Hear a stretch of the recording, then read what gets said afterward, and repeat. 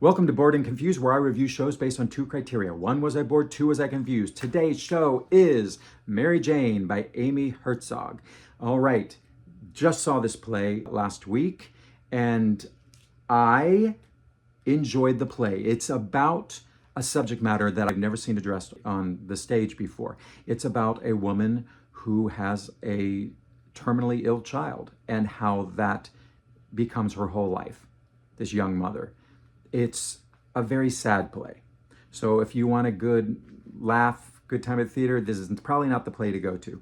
Amy did a noble effort in tackling this subject matter. I am very curious if this is something she's experienced, because it all felt very well informed. It felt very true to these characters. The things they talk about feel very thoroughly researched and very accurate. So I really appreciated that.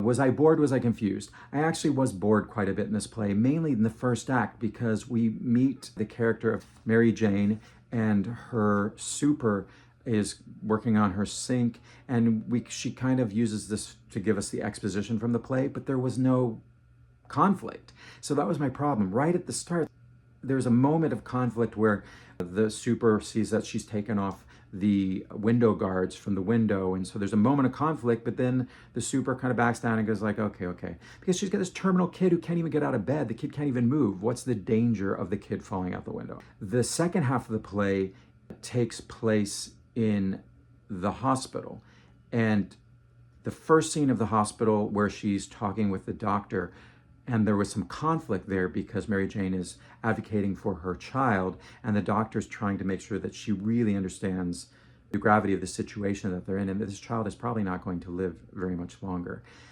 And that was just heart-wrenching, and there was conflict there, and I really understood who Mary Jane was, and I really understood who the doctor was and the job she was trying to perform. So that was a great scene, and then that was followed up by another great scene where Mary Jane meets another mother who also has a terminally ill child.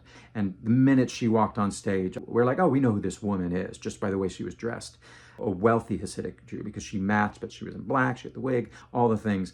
I find when I go to plays, I either want to see characters that I immediately go, I know who that person is. I've seen that person on a subway or in life, or I've lived with that kind of mother or that person.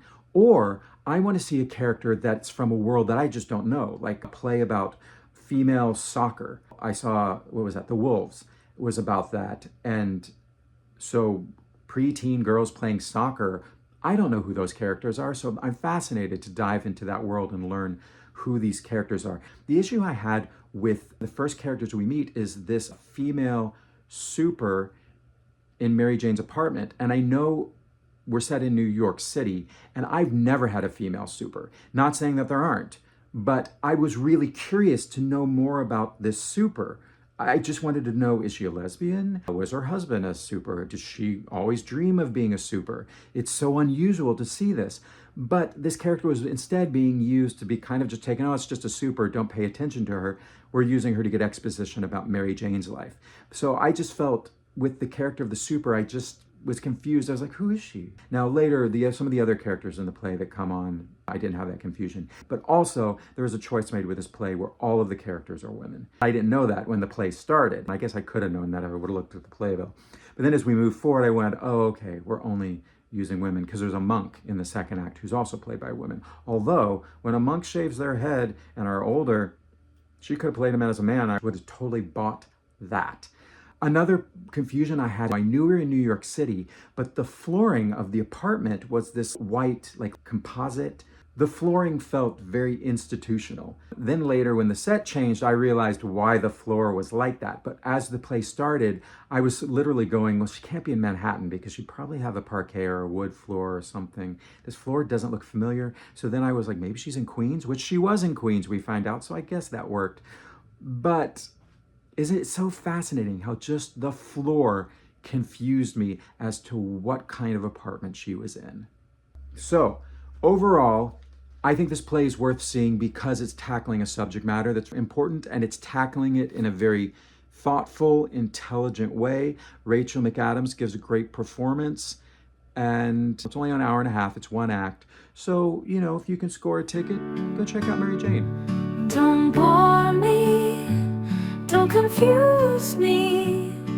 if you do, then you lose me. Don't wanna drift away, wanna stay inside the play. Keep me engaged, keep me amused, 'cause I don't wanna be